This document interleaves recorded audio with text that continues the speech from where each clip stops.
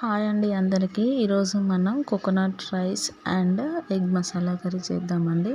First మనం ఆనియన్స్ని, క్యారెట్స్ని and పచ్చిమిర్చిని కట్ చేసుకొని పక్క పెట్టుకోవాలండి. తర్వాతకి రైస్ 2 గ్లాసెస్ ఆఫ్ రైస్ కడుక్కొని నానబెట్టుకోవాలండి. ఒక 2 to 3 టైమ్స్ కడుక్కొని నానబెట్టుకొని పక్క పెట్టుకోండి. తర్వాత ఒక బౌల్ తీసుకొని అందులో ఆయిల్ పోసి గరం మసాలాలు అన్నీ వేసి ఫ్రై చేయండి. తర్వాతకి మనం ఫస్ట్ కట్ చేసి పెట్టుకున్న ఆనియన్స్, క్యారెట్, పచ్చిమిర్చి వేసి ఒక 2 నిమిషాలు ఉడికాక 4 గ్లాసుల కొబ్బరి పాలను తీసుకుంటున్నానండి నేను. 2 గ్లాసులకు 4 గ్లాసుల కొబ్బరి పాలను తీసుకొని ఒకసారి కలబెట్టుకొని తగినంత సాల్ట్, మీ టేస్ట్కి తగ్గట్టు సాల్ట్ వేసుకొని ఒక 5 minutes బాయిల్ కానివ్వండి.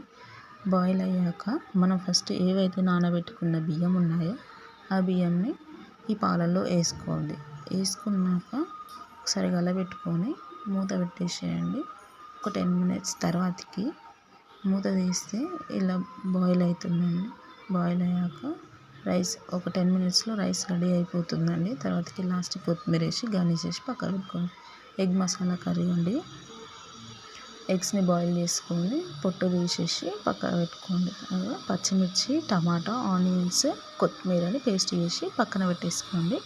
అలా ఫస్ట్ ఒక బౌల్ తీసుకోండి. తర్వాతకి గిన్నెలో కొంచెం ఆయిల్, పసుపు, కారం వేసి కొంచెం ఫ్రై అయ్యాక అందులో ఫస్ట్ మనం ఉడకబెట్టుకున్న ఎగ్ని ఘాటు పెట్టుకొని వేయించుకోండి. ఒక 5 minutes వేయించుకుంటే ఇలా కలర్ చేంజ్ అవుతుంది. కలర్ చేంజ్ అయ్యాక ఆ ఎగ్స్ని తీసుకొని ఒక ప్లేట్లో తీసుకొని పక్కన పెట్టుకున్నాక అదే ఆయిల్లో మీకు సరిపోదు అనుకుంటే కొంచెం ఆయిల్ వేసుకోండి.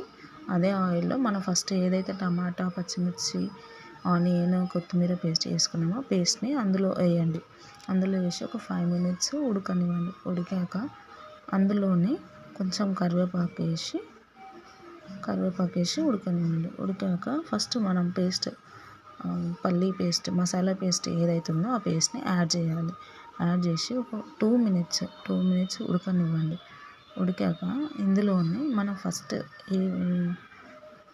ఉడికాక పసుపు, కారం, ఉప్పు, గరం మసాలా, ధనియాల పొడి అండ్ కొంచెం మీ దగ్గర ఉంటే మెంతుల పొడి కూడా వేసుకొని కలబెట్టుకోండి. మంచిగా మిక్స్ చేసుకోండి. కలబెట్టుకున్నాక ఒక 2 minutes అంటే ఆయిల్ పైకి తేలేంత వరకు ఉడకనివ్వండి. ఉడికాక కొంచెం అందులో వాటర్ వేసుకోండి. వాటర్ వేసుకుంటే అంటే కొంచెం చిక్కగా ఉండేలాగానే చేసుకోండి. మరీ పలుచగా చేసుకోకండి. కొంచెం చిక్కగా ఉండేలాగా కొన్ని వాటర్ వేసుకొని అది ఆయిల్ పైకి తేలేంత వరకు మసలనివ్వండి. మసలాక ఫ్రెష్ క్రీమ్ లేదా పెరుగు వేసుకోండి.